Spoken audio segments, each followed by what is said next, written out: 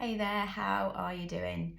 So, I was having a conversation recently with a friend about self care and what prevents or gets in the way of self care, particularly for highly sensitive and neurodivergent folk.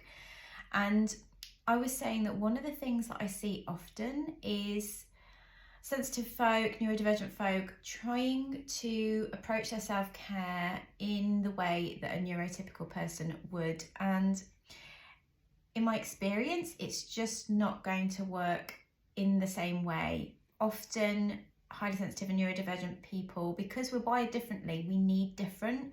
We often need greater body work, particularly mindful styles of body work, greater amounts of downtime.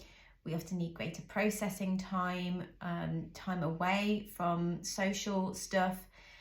And this can often clash with patterns that have been created in us as a highly sensitive and neurodivergent person trying to survive in a not so sensitive world, such as perfectionism, people pleasing, and so on.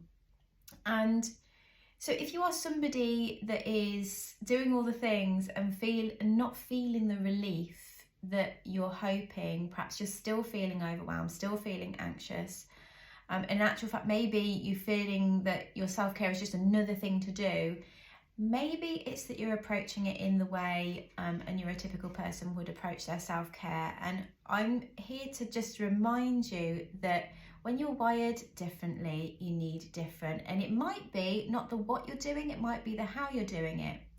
Often we need to be a little bit more flexible about how we approach our self-care so that it's more responsive to the environment that's going on around us, such as seasonal shifts or things that are going on in your life and so on.